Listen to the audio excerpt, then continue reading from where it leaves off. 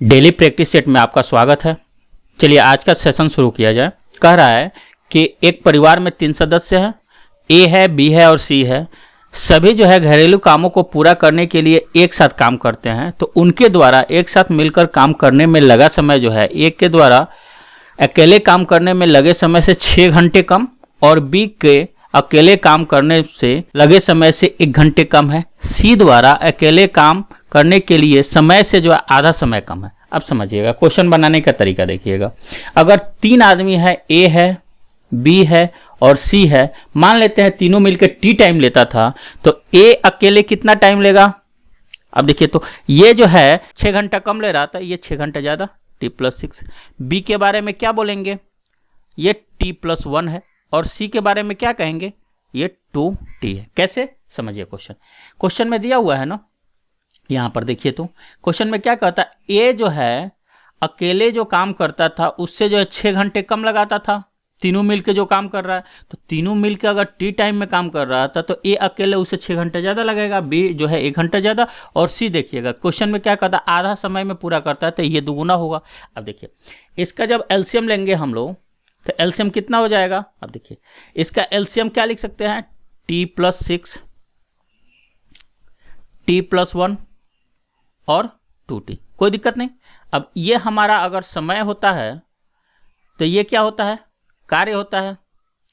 और समय बटा कार्य इक्वल टू क्या होता है? क्षमता होता है। तो क्षमता कितना हो जाएगा इसका? ए का हो जाएगा 2t, t+1। क्या किए? इसमें जो है इससे भाग दे दीजिए। उसी तरह बी का निकालेंगे, बी से भाग देंगे तो ये से ये कैंसिल हो जाएगा, यानी 2t, t+6 होगा। और ये कितना हो जाएगा? तो t+6 और t+1 हो जाएगा। क्वेश्चन में देखिए, तो तीनों मिल के काम कर रहे हैं।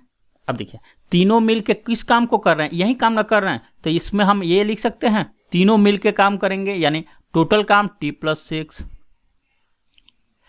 t+1 और 2t।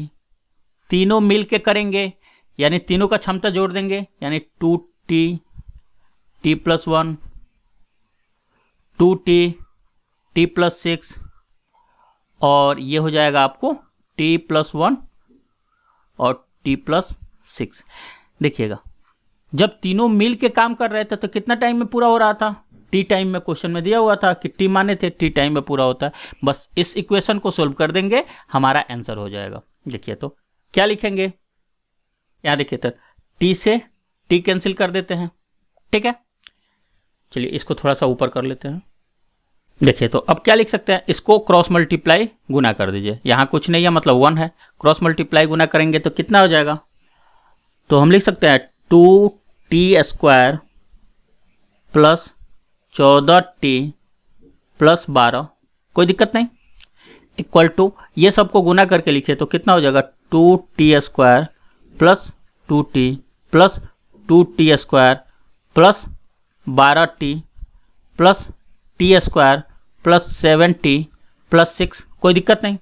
अब इसको थोड़ा सा छोटा करते हैं। यहाँ देखिए, इधर भी 2t² है, इधर भी 2t² है, कैंसिल कर देते हैं। यहाँ देखिए 4t है, 14t है, मतलब 14t, तो 2 यहाँ पर और 12 कैंसिल हो गया। अब सबको एक तरफ भेजते हैं। यहाँ देखिए, यहाँ 2t² और t² कितना लिख सकते हैं? 3t²। यहाँ देखिए तो कितना है? Plus 7t। और ये देखिए, तो ये पॉजिटिव है, इधर आएगा तो निगेटिव हो जाएगा। यहाँ पॉजिटिव 6 है, यानी -6 इक्वल टू 0 हो जाएगा। अब देखिए, अगर आप क्वाड्रेटिक इक्वेशन जल्दी सोल्व करना सीखे हैं तो ठीक है, अगर नहीं सीखे हैं तो देखिएगा मेरा मेथड, आप ऐसे भी कर सकते हैं। क्या करेंगे कि इसको मल्टीप्लाई कर दीजिए, कितना हो गया? 18। इसको ऐसे तोड़िए कि आपको जोड़ने पर 7 आ जाए। तो 9 और 2 18। क्या करेंगे? ये प्लस होगा, ये माइनस होगा, क्यों? प्लस वाला साइन ज़्यादा है, ठीक है। अब इसको जोड़ेंगे तो 7t हो गया, ठीक है। उसमें क्या करेंगे? t² के कोफिशिएंट से भाग दे देते हैं, तो इसमें 3 से भाग, इसमें भी 3 से भाग। उसके बाद क्या करते हैं? साइन को चेंज कर देते हैं, मतलब क्या हो जाएगा? इसको थोड़ा सा छोटा कर लेते हैं, 3 हो गया। यानी अब साइन चेंज करेंगे तो ये -3 हो गया और ये कितना हो गया? 2/3 हो गया। तो यहाँ से t का मान क्या हो जाएगा? -3 और 2/3। अब एक चीज जानते हैं, टाइम कभी निगेटिव होता नहीं है, तो ये नहीं होगा, यानी t का मान कितना होगा? t का मान हो जाएगा 2/3 आवर है तो आवर को अगर मिनट में चेंज करेंगे तो क्या करेंगे, 2/3 इंटू 60 कर देते हैं, इसको काटेंगे तो 20×60 यानी कितना हो गया 40 मिनट। कोई दिक्कत नहीं। तो आपका ऑप्शन कौन सा होगा, देखिए तो आपका ऑप्शन जो है सी जो है सही है, कोई दिक्कत नहीं। अच्छा सा क्वेश्चन था। चलिए नेक्स्ट क्वेश्चन देखा जाए।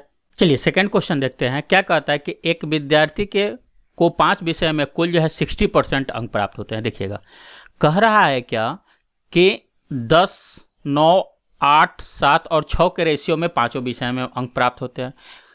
यदि उत्तीर्ण अंक जो है 45% है तो कह रहा है कि प्रत्येक विषय में, हाँ देखिए पूरे क्वेश्चन का जो है क्लू यहाँ, प्रत्येक विषय का समान अधिकतम अंक है, मतलब जो भी विषय है उसमें जो है अधिकतम अंक सेम है। तो कह रहा है कि वो कितने विषयों में जो है उत्तीर्ण हुआ था, मतलब ये बताना है कि कितने विषयों में वो 45% लाया या 45% से अधिक लाया। ठीक है, क्वेश्चन देखिएगा। हम क्या करते हैं कि यहाँ मान लेते हैं 5 विषय जो है मान लेते हैं। देखिएगा ए है, बी, सी, डी और ई, यही 5 सब्जेक्ट है, A B C D E.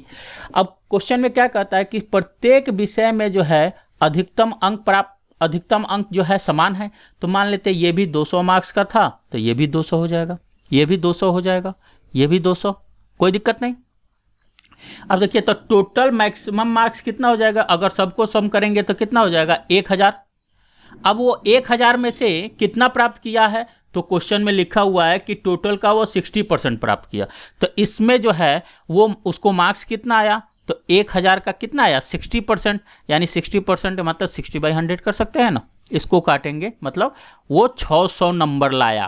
Question समझिएगा, 600 नंबर लाया। और ये 600 क्या किस चीज में बटा है, तो 10, 9, 8, 7 और 6 के अनुपात में। अब देखिए तो इसका टोटल का सम क्या हो जाएगा, ये अगर जोड़ेंगे तो टोटल का सम कितना हो जाएगा। देखिए तो 8 और इसको जोड़िए तो कितना हो जाएगा 16 और ये 16, 16, 16, 32, 32 और 8 40, यानी 40 हम लिख सकते हैं। यही ना 600 जो मार्क्स लाया है उसके बराबर है। तो एक किसके बराबर हो जाएगा, तो आप बोलिएगा 600/40, यानी कैंसिल करेंगे तो कितना हो जाएगा 15। यानी कह सकते हैं सम में जो है 15 से मल्टीप्लाई है। अगर इसमें 15 से मल्टीप्लाई कर देते हैं सम में तो मेरा जो है इसका मार्क्स मिल जाएगा टोटल 600, कोई दिक्कत नहीं।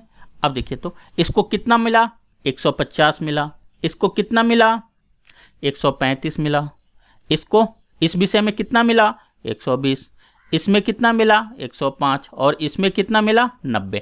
और क्वेश्चन में देखिए क्या कह रहा था, क्वेश्चन में यहाँ दे रहा है कि उसको जो है 45% चाहिए। अब देखिए प्रत्येक में 45% लाएगा तभी तो पास करेगा। तो मैक्सिमम मार्क्स प्रत्येक विषय का कितना था 200, और 200 का 45% कितना होता है, 200 का 45% कितना होता है 45/100 कर दें। इसको जब काटेंगे तो 45 दूना 90, यानी 90 से अधिक लाएगा तो पास करेगा। तो देखिए तो कितने विषय में पास किया, यहाँ भी पास कर गया, यहाँ भी और यहाँ भी, यानी टोटल कितना विषय में 5 विषय में पास किया। यानी आपका ऑप्शन कौन सा सही है, डी जो है सही है, कोई दिक्कत नहीं। ये भी क्वेश्चन जो है बहुत ही बढ़िया था। बस क्वेश्चन जब भी बनाइए तो क्वेश्चन को अच्छे से पढ़िए, वहीं पर क्वेश्चन का क्लू दिया हुआ रहता है कि कहाँ से क्वेश्चन को जल्दी से सोल्व किया जाएगा। चलिए नेक्स्ट क्वेश्चन देखा जाए। आइए 3 नंबर क्वेश्चन देखते हैं। क्या कहता है कि एक डीलर जो है 100 रुपया, 80 रुपया और 60 रुपया प्रति किलो दर से जो है सूखे मेवा खरीदता और वो जो है उसका भार का अनुपात 4, 5 और 6 के अनुपात में मिलाता है, 50% लाभ पर बेचता है। तो वो प्रति किलो का दर जो है ज्ञात करना है, यानी एसपी निकालना है आपको।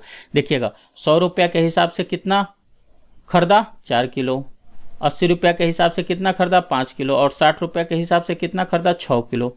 ठीक है ना, सबको ऐड कर दीजिए तो ये 400 प्लस 360 हो जाएगा, यानी 1160 रुपया में वो कितना केजी खरीदा 15 केजी। देखिए तो कितना खरीदा 9 और 6 15 किलो। ठीक है, अब इस पर उसको कितना चाहिए 50% का लाभ। तो 50% का मान कितना होता है 1/2, यानी 2 रुपये के सामान पर 1 रुपये का लाभ चाहिए, मतलब ये कितना में बेचेगा 3/2 रुपये में बेचेगा।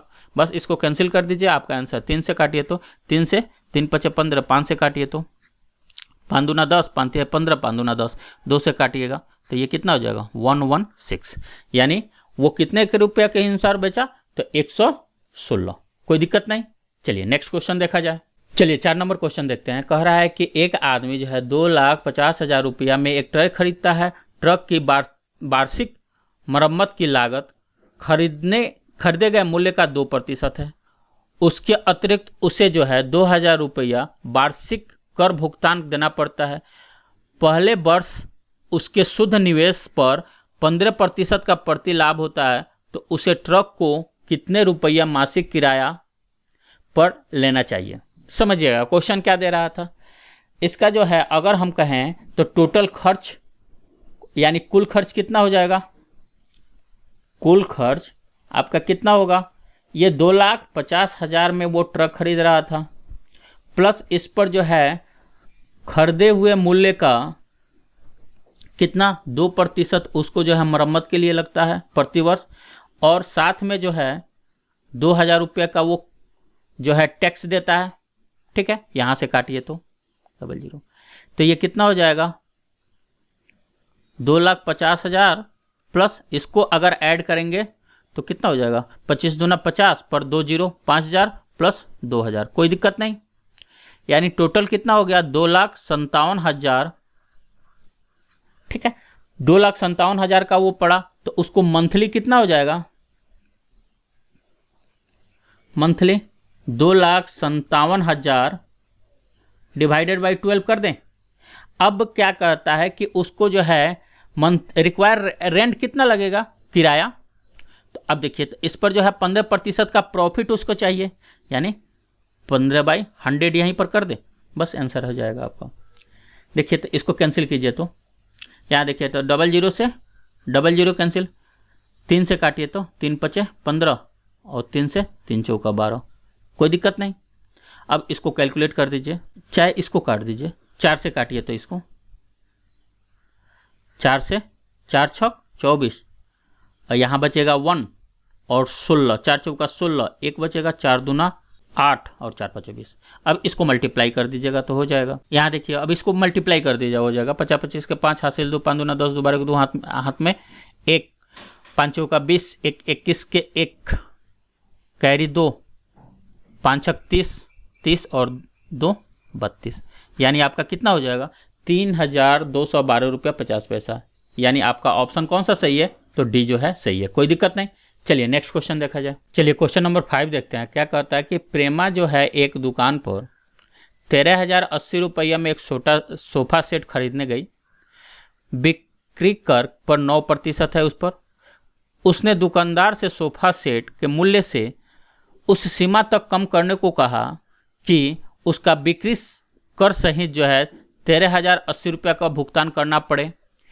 उसकी ज़रूरत को पूरा करने के लिए सोफा सेट को मूल्य में कितने प्रतिशत की कमी करना पड़ेगा। समझिएगा, अगर वो x रुपया था उस पर कितना टैक्स लगा 9%, तो 9/100 x, तो वो कितना पेड की 13,080 रुपया, कोई दिक्कत नहीं।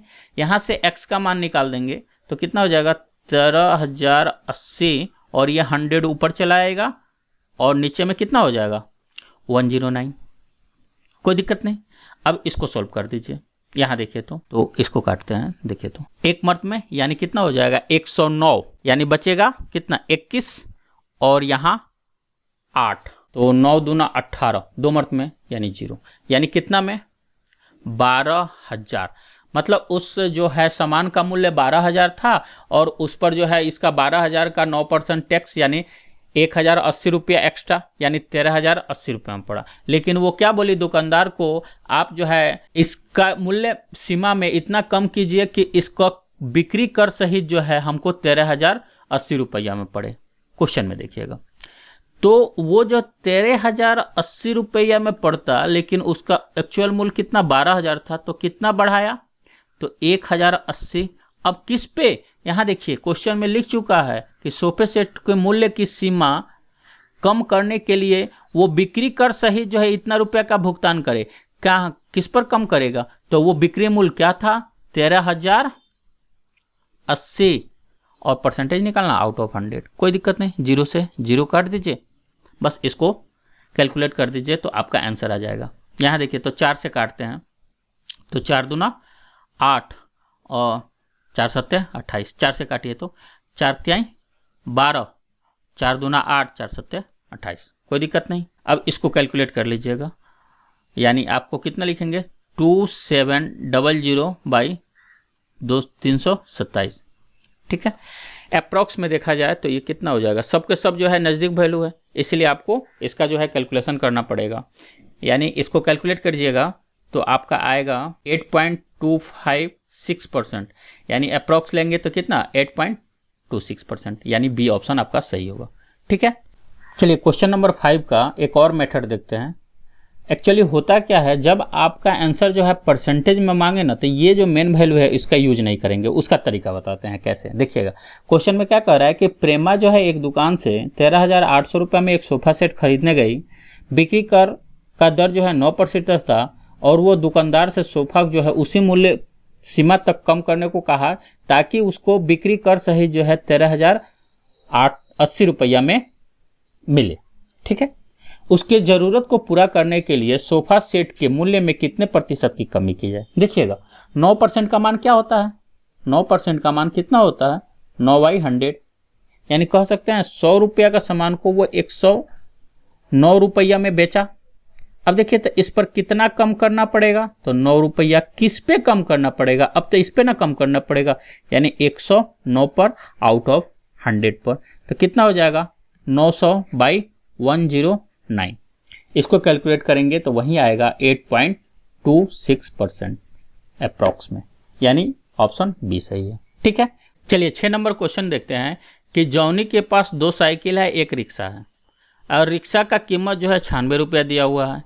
यदि वो रिक्शा को पहले साइकिल के साथ बेचता है तो वो दूसरे साइकिलों के मूल्य का दुगुनी राशि प्राप्त होती है। अब देखिएगा पहला साइकिल का जो है x मान लेते हैं, दूसरे को y मान लेते हैं। तो क्वेश्चन में क्या कह रहा था, वो जो है रिक्शे के साथ मतलब 96 रुपये में रिक्शा बेचा था और उसके साथ पहले साइकिल यानी x इक्वल टू कितना हो जाता है दूसरे साइकिल के दुगुना, यही ना कह रहा।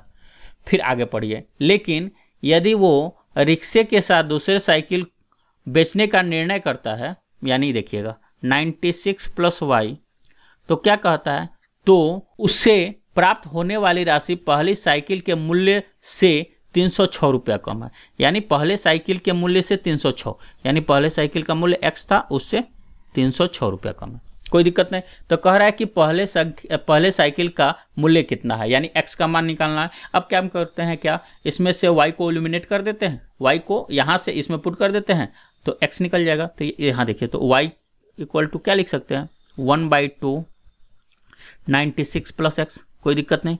अब इसमें इसका वैल्यू पुट कर देते हैं तो ये कितना हो जाएगा 96 + 1/2 96 + x इक्वल टू कितना हो जाएगा x माइनस, कोई दिक्कत नहीं। अब ये देखिए तो 96 और प्लस ये कितना हो जाएगा 48 + x/2 equal to x minus 306, ठीक है। अब इसको यहाँ पर देखिए, इसको लिख सकते हैं हम लोग, इसको क्या करते हैं इधर भेज देते हैं और इस टर्म को इधर भेजते हैं। यहाँ देखिए तो कितना हो जाएगा, ये हो जाएगा आपका x minus x/2 equal to 96 + 48 + 306, कोई दिक्कत नहीं, यानी x/2 इक्वल टू कितना हो जाएगा। अब इसको सम कीजिए तो यहाँ देखिए तो इसको अगर जोड़ेंगे तो ये कितना 402 और ये जोड़ेंगे तो 402 और 48 450 हो गया, यानी x बराबर कितना हो जाएगा 900, यानी पहले साइकिल का मूल्य कितना था तो 900। ये जो है ऑप्शन सही है, कोई दिक्कत नहीं। चलिए नेक्स्ट क्वेश्चन देखा, क्वेश्चन नंबर 7 देखिएगा, क्या कहता है कि आरबीआई जो है एक निश्चित राशि को एसबीआई को 2 वर्षों के लिए 20% के साधारण ब्याज पर उधार देता है और एसबीआई इस संपूर्ण राशि को चक्रवृद्धि ब्याज के समान वार्षिक दर पर भारतीय टेलीकॉम को दे देता है, तो संपूर्ण राशि पर 2 वर्ष के अंत में एसबीआई को कितने प्रतिशत का आय ज्ञात करें। यहाँ देखिए तो 2 वर्ष के लिए दे रहा है और साधारण ब्याज पर मतलब 20% प्लस 20%, क्यों साधारण ब्याज पर तो कोई अंतर नहीं होता है, मतलब ये 40% वो आरबीआई जो है एसबीआई को दिया। अब एसबीआई यही सेम पैसा को 2 वर्ष के लिए किसको दे दिया, तो भारतीय टेलीकॉम को देता है और वो किस पर देता है चक्रवृद्धि ब्याज पर, यह ध्यान देना है। तो यहाँ देखिए तक चक्रवृद्धि ब्याज पर तो 20 + 20 + 20 × 20/100, कोई दिक्कत नहीं। तो ये कैंसिल कर देंगे, यानी कितना हो गया 44%, तो इसको एक्स्ट्रा कितना मिला 4%। यानी क्वेश्चन आसान था लेकिन थोड़ा सा लैंग्वेज अलग था। ठीक है, चलिए नेक्स्ट क्वेश्चन देखा जाए। मतलब आपका ऑप्शन कौन सा सही होगा इसमें, ए ऑप्शन सही है। चलिए नेक्स्ट क्वेश्चन देखा जाए। चलिए 8 नंबर क्वेश्चन देखते हैं। कह रहा है कि एक माँ जो है 61,000 रुपये की एक धनराशि को क्रमशः 18 वर्ष और 16 वर्ष आयु वाली 2 पुत्रियों के बीच बांटती है। उसके हिस्से को बॉन्ड में जमा करती है। यदि वार्षिक संयोजित होने वाली जो दर जो है 20% है, तो प्रत्येक की आयु जब 20 वर्ष की होने पर उन्हें समान राशि प्राप्त होती है। मतलब समझिएगा, एक 18 साल का है लड़की और एक 16 साल की, और दोनों को कितना 20 साल में पैसा मिलेगा, और वो जो मिलेगा वो सबको सेम मिलेगा। ठीक है, अब यहाँ देखिए, मतलब मिश्रधन सेम है। अगर इधर का मिश्रण A1 और A2 को बराबर कर दें तो हो जाएगा। मान लेते हैं कि पहली बेटी जो है P1 थी, तो उस पर कितना मिलेगा 1 + R/100 यानी 20/100, और टाइम कितना होगा देखिएगा 18 से 20 साल जाने के लिए, 18 से 20 मतलब 2 वर्ष के लिए। और इसको P2 1 + 20/100, और इसको कितना 16 से 20 यानी 4 साल के लिए। कोई दिक्कत नहीं। अब यहाँ देखिए तो P1/P2 क्या लिख सकते हैं हम लोग, इसको हम इधर भेज देते हैं तो ये कितना हो जाएगा, हम लिख सकते हैं 1/20/100 के पावर कितना हो जाएगा 4 - 2। क्यों, अगर हमारा ये आप पढ़े होंगे, अगर a के पावर x बाई a के पावर y होता है तो a के पावर x - y होता है। कोई दिक्कत नहीं। तो यहाँ से इसको थोड़ा सा और छोटा कर लेते हैं, ये 5 हो जाएगा। यानी इसको क्या लिख सकते हैं 6/5 का स्क्वायर, यानी इसको क्या लिख सकते हैं 36 और 25। कोई दिक्कत नहीं। क्वेश्चन में देखिए, तो अगर इसको P1 को अगर 36 रुपया मिला होगा तो P2 को 25 मिला होगा, तो टोटल का सम कितना, देखिए तो टोटल का सम कहेंगे तो कितना हो जाएगा 61, और 61 किसके बराबर है, क्वेश्चन में दिया हुआ था कि यही 61,000 को बांटती है। यानी 61 जब 61,000 के हो जाएगा तो एक जो है किसके बराबर 1000। यानी क्या करेंगे, दोनों में 1000 से मल्टीप्लाई कर देते हैं, इसमें 1000 से और इसमें भी 1000 से, तो इसको कितना मिलेगा 36,000, इसको कितना मिलेगा 25,000। यानी आपका ऑप्शन कौन सा सही है, डी ऑप्शन सही है। कोई दिक्कत नहीं। चलिए नेक्स्ट क्वेश्चन देखा जाए। चलिए क्वेश्चन नंबर 9 देखते हैं। क्या कहता है कि एक टंकी में 3 नल है ABC, वे टंकी को क्रमशः 10 घंटे, 20 घंटे और 25 घंटे में भरते हैं। देखिएगा, सबसे पहले क्या करते हैं, जब भी इस तरह का question they, time and work हो या पाइप एंड सिस्टम का हो, सबसे पहले हम लोग क्या करते हैं एफिशिएंसी निकालते हैं। तो A है, B है और C है।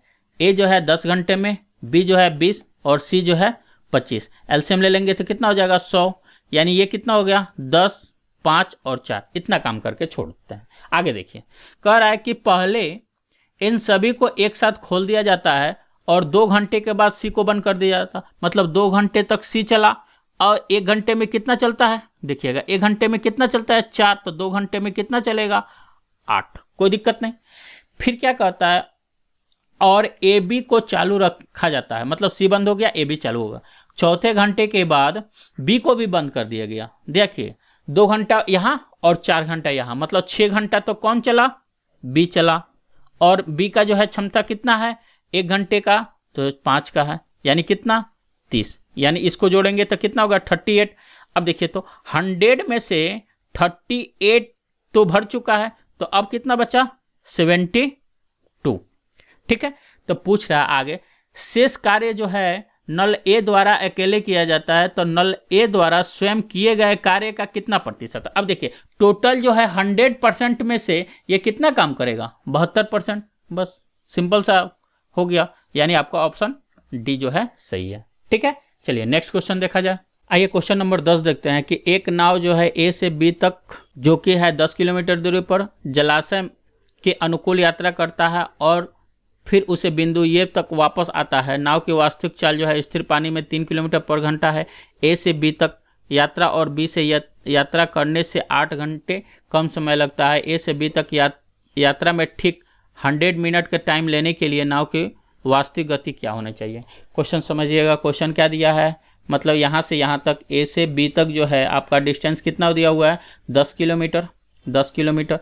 अब यहाँ से यहाँ तक जाएगा, जहाँ यहाँ पर बोट का जो है स्पीड दिया हुआ है 3 किलोमीटर प्रति आवर क्वेश्चन में दे चुका है। देखिए ये 10 किलोमीटर तय करने में कितना टाइम लगाएगा, तो 3 + रिवर लिख सकते हैं। क्यों, नाव नाव की भी दिशा इधर और पानी का भी दिशा ये इधर, ठीक है। अब यहाँ पहुँचा, अब ये क्या कहता है कि इस यहाँ जब आया तो अब रिवर्स डायरेक्शन में चलता है, यानी 10 बाई बोट माइनस रिवर हो जाएगा। और क्वेश्चन में क्या दे रहा है कि ये जो है 8 घंटे कम लगाता है, तो इधर 8 ऐड कर देंगे तो हो जाएगा। यानी यहाँ देखिए तो थोड़ा सा इसको जो है छोटा करते हैं यहीं पे, तो ये 5 4 और ये 5, कोई दिक्कत नहीं।